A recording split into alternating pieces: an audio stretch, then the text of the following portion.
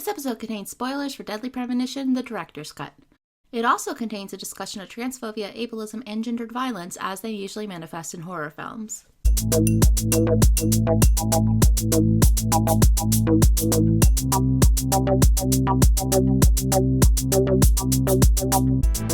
Welcome back to the Games Club! Seeing as this is our final Games Club discussion about Deadly Premonition, this episode will be filled with spoilers, including some of the gruesome scenes and problematic elements of the game.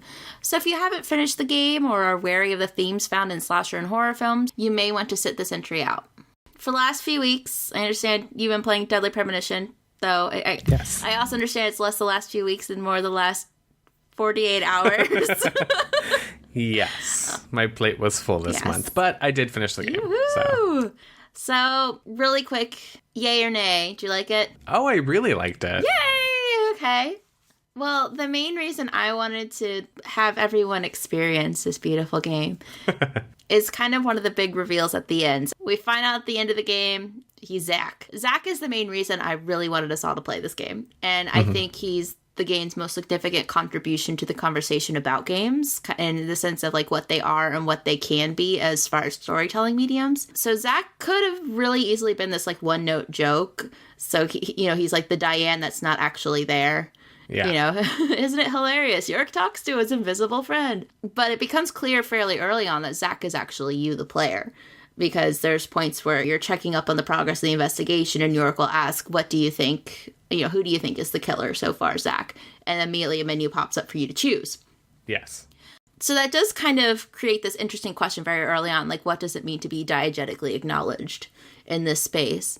And then there's that revelation at the end that Zack is arguably the real hero, while York is either some weird multidimensional being or a figment of his imagination. And that's pretty huge. And it kind of establishes York and Zack as almost an unreliable narrator for me. Because at least when I finish it, and I should also note, you're playing the director's cut, which is bookended by completely different narrative sequences that were not included in the Xbox version that I originally played. Wait, the entire thing with the old guy? Yeah, the grandpa. That's not in there at all? That's not in the original.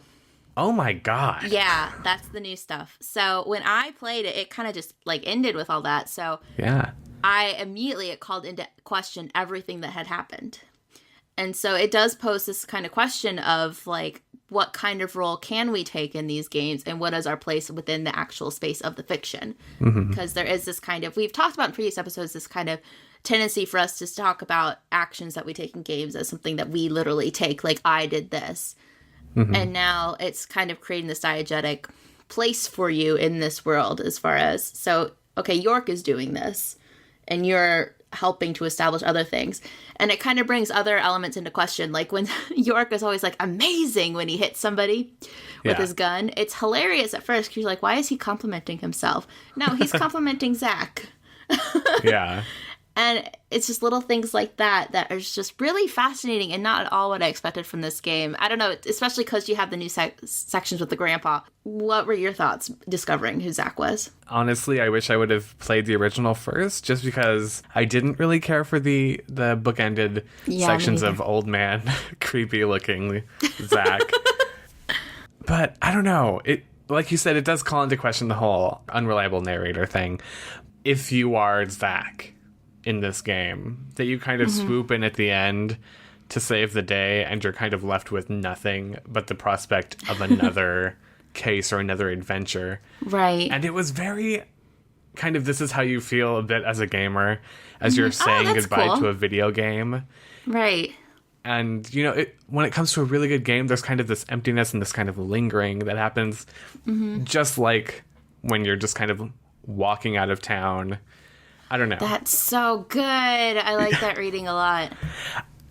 I just really liked it. And I also liked how it kind of distanced you from your actions as a player by saying, you didn't solve the mystery. It was York who solved the mystery. It was York who did all these things. It was York that Emily fell in love with, not you. Yeah. It also, like I kind of mentioned earlier, it changed all my perspective on the game. Like in the my original reading of it, without like the weird grandpa book giving, like I read the fact that you were really Zack as sort of casting doubt on everything else. My reading of it came through at the other side, like there was nothing supernatural really going on. But then you have to fight a giant but forest. the thing is, when you're fighting George, for instance, like there's points where he's like, I am a god, and he's like morphing into this monster, and York just goes, no, you're a murderer, and I'm an FBI agent. Yeah. And it's like, that doesn't make sense if that stuff isn't actually happening in front of him. So I really liked that, though. Yeah, so I, like, in my initial reading of it was like, this was Zack's way of dealing with trauma. Especially when it ties in the fact that Kaysen actually killed his mother instead of his father. Like, that just seemed very convenient, not necessarily in a bad storytelling way, but in a way that was like, in my mind, that means that it seemed like Zack was making connections that were not necessarily true.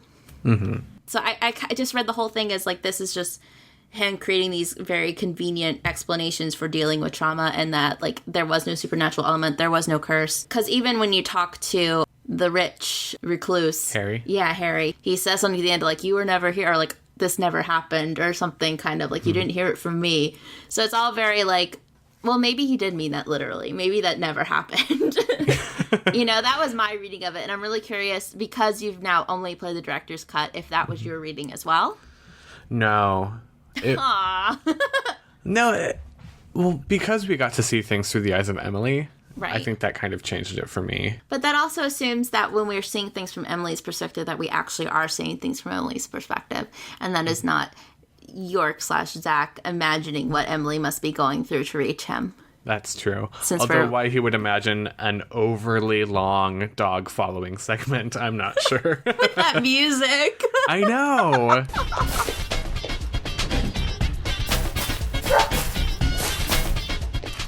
So I'm just going to go off towards probably one of the most, if not the most problematic portrayal in the game. Oh, yes. Which is Thomas, dear Lord. Yes. When you hear him talking about how he, like, loves George, and he, you know, he secretly, you know, hates Emily because she's taking this attention away from him. Like, every terrible, like, gay trans stereotype kind of rolled into one character.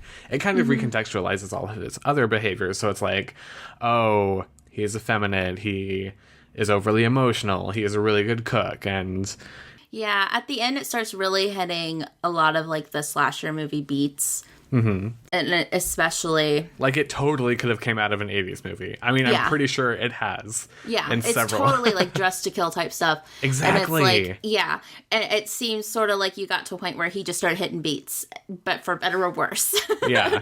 Which is one way to really admire the fact that it does show so much genre literacy, the way that he hits all those beats. Like, I was dying a little bit during our Final Girl episode, because I just kept thinking of Emily, who is not a final girl by the definition that we use, but comes pretty close and kind of follows that, at least, like, the aesthetic of it. It was one of those things where when I was playing it, I was like, you know, if the genders were switched and you were playing as a female, it totally would be a final girl, because I loved the part where you start chasing the Raincoat Killer. Oh, yeah. Instead of him chasing That's a you. good point. I thought that was great. But yeah, I mean, back to Thomas. Oh my God. And then, like, just, I don't know. I don't even know there's just so much wrong with that character that I don't even know where to start or what to do with it, other than to acknowledge how problematic it is. And then he gets a hook in the face. That was a segment, you were kind of texting me about it too, like, doesn't Emily look a lot like Naomi Watts? It's like, that's where all the budget went into that segment. You got all the cool animations. The cutscene, and the dynamic lighting, and it looks nothing like the rest of the game. It looks better than the introduction to the game. Yes. It just didn't make any sense, but... Thomas getting a hook in the face was very, very important to Swery, apparently. Yeah, and it was then when I noticed how, like, almost shockingly similar she looked to Naomi Watts, particularly in, like, the mouth and the face. And from then on, I just could not unsee it. And so it was like, I'm playing Mulholland Drive. This is very strange. I think that was very deliberate because of the David Lynch connection. Absolutely. When it came to the other world, I hated it. But when it got to, like, the crime scenes and, like, the ongoing investigation, it was surprisingly riveting. Good. As you were saying, I was texting you, I was like, this is kind of gruesome. Like, particularly the scene in the bathroom. And you were like, yeah, they go full on 7 when they have to. Yeah. Or, God, in the art gallery where she's talking about the art installation that eventually kills her with no tongue, mind you. Yeah.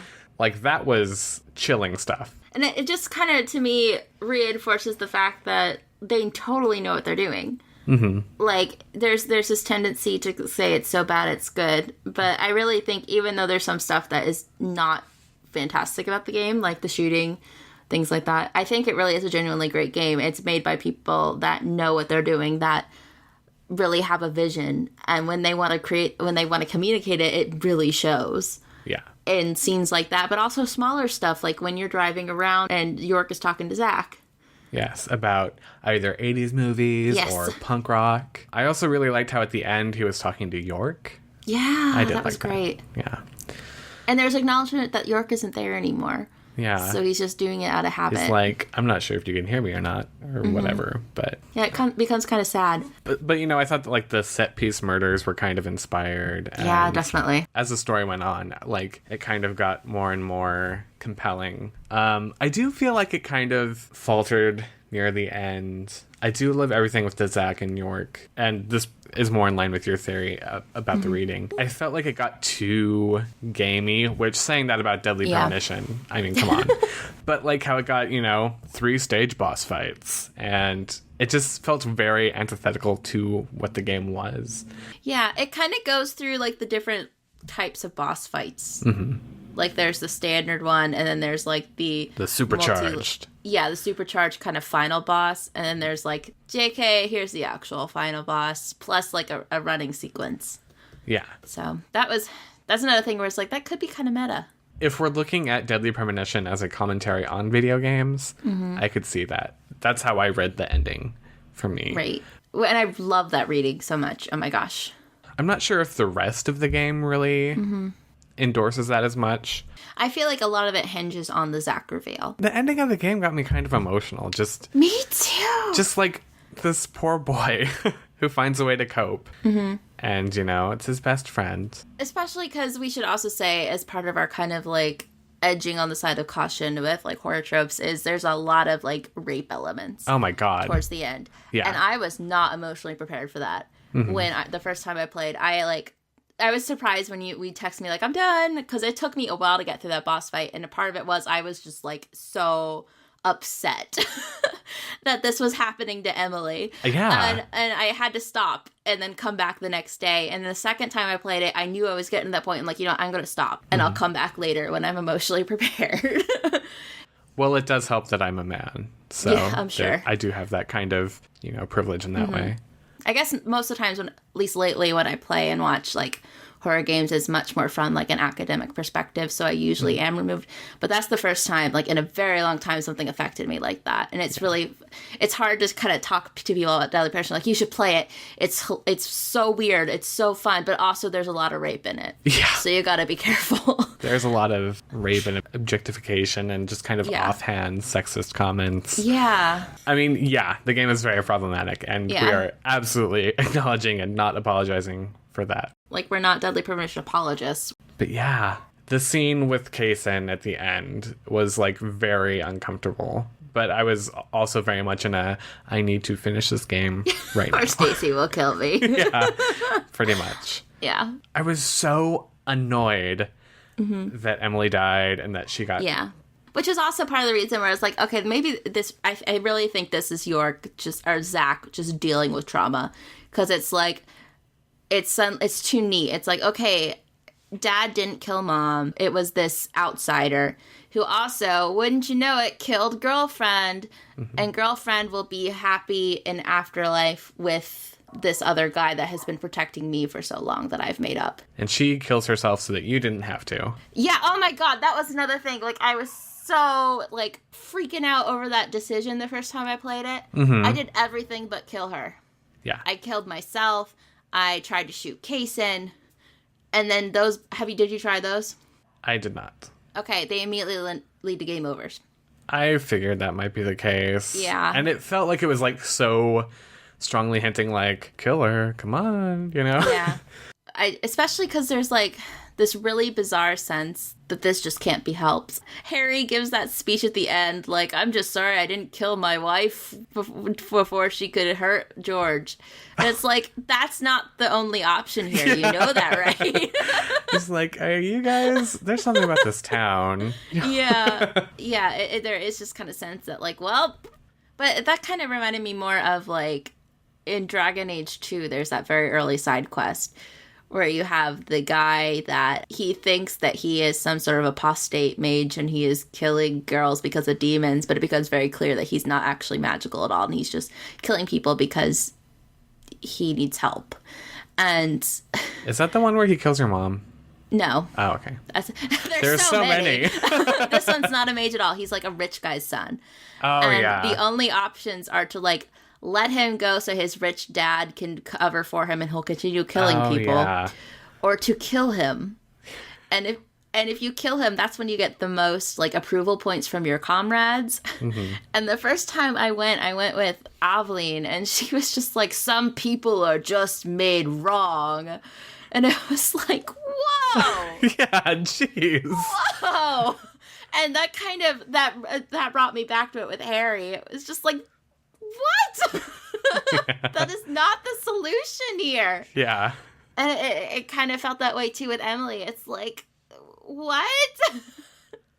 I don't really like the whole they lived happily ever after together kind of thing. Which the director's cut stresses it a lot more. The narrative stuff added by the director's cut really helped it. If anything, it kind of hurt it because that ending, for better or worse, is such a punch in the gut. Yeah. And I think it was valuable just ending like that and having that kind of sadness of, like, you kind of described leaving this world. It's like the original game is kind of showing the sadness of, like, finishing a game. And then the director's cut is kind of the numbness you feel when you know that there's going to be a sequel anyways. I don't know. Oh, man, I feel like we've been ragging on this too much for a game that I love so much. I know, and I loved it too, and I really enjoyed it, even though it was not that fun most of the time. But you did finally get the radio, which one of our viewers recommended. Yes. Alexandra Hollingshead, she recommended that you get the radio and the infinite wrench. Were you able to do that? I did get the guitar and the radio. It took me too long to get the radio. I will say, though, once, like, I was almost at the point where I was like, I am not having fun with this game anymore because I'm so freaking sick of driving that I had to get this radio. But once I did get the radio, it was so much better. So. But yeah, so what kind of side quest did you end up doing? I was not the brightest bulb in the light bulb holder thing. So I thought that when they said, be here by 8, they meant you have to be here at 8, damn it. I did that the first time, yeah. Not like, come here at 8 within the next month or year, you know? And so by the time I realized that I could spend a bunch of time doing side quests, most of the side quests were locked out. So I did help George get the flower for his mother, which brings on such a creepy tone once you finish the game. It's very psycho. Yeah. That whole reveal once you get to the end. I did a couple of roaming Sigourney, and I fixed up his car, helped the stockroom of the milk barn. I didn't really do that much story-related ones. I had the guy talk to Benjamin, which was interesting. And then there was also the special service one, which was like, oh God. But I did like how, I think it was York was like, let's not do that again. But yeah, I mean, I did some. I didn't do all of them. I'm probably going to play this game again at some point, so I'll definitely go through the side quests more thoroughly. 359 was incredulously asking, no mention of Kazoos in our last episode? Yes. Well, that's because... Let's pay the Kazoos some tribute. Now tell me, that wound on your face, what happened? Let's just say I had some trouble during the last case I was working on. I'm sure it'll heal. It's just a flesh wound. Okay, love the Kazoos. We actually did mention them in our first draft of the episode, but unfortunately there was some mic problems and we weren't able to record it. So we had to re-record it, and by that time we were like, oh God, what did we just say? I can't remember. Okay, here's all this stuff. But I love the Kazoos. I oddly like the soundtrack in a weird way. It's kind of endearing and it kind of gets under your skin, even though it's not very good. It's the Super Mario theme. It is. Without, like, 3 notes. Yeah. Which makes all the difference. Yep. If not from a musical standpoint, then at least from a legal one. Yes. They vanilla-iced it. Yeah. And Jelly Kinder mentioned how there really isn't a better, like, fanfiction attribute to Twin Peaks, which I totally agree with. It is very Twin Peaks. But I do like that kind of near the last half or third of the game, it kind of really comes into its own as opposed to just being a tribute. Yeah. Which I'm really happy about that. One of the things that's interesting, the way it comes into its own is like almost in some ways appropriating other properties. Like we kind of talked about, things are very Seven, they're very Psycho, they're very Dressed to Kill. Mm-hmm. But it somehow twists them all together to become something new and kind of create that really interesting commentary. If not a commentary, at least contribute to a conversation about games and how they function with Zack in your role in it. Deadly Premonition is much better than the sum of its parts. And I totally see how it's love it or hate it, and I'm not entirely sure what I thought coming into it, but as Stacey has been telling me for what seems like forever now, it was an experience. And yes. I am so glad to have experienced it, as I hope you all have as well. So thank you so much for joining us for our very first installment of the Games Club. Please tell us just everything, what you thought about the game, what you thought about Games Club format, what you would change, what you'd like. Which side quests did you do? What did you think about the whole Zack York thing? There's so much to talk about. Did anybody do the real estate? I want to know about the real estate. Stacey is yearning to know about the real estate so that she can play it a third time. Fourth time. But yes, please let us know any and all comments on the game or the Games Club. And don't forget to subscribe and check our new episode out next week, where we will be introducing our next Games Club game for the month of November. There's that famous singer, too, isn't there? From the 70s? She's actually from England, but she's got this really strong image of being an American pop singer. Huh? That's it. Olivia Newton-John.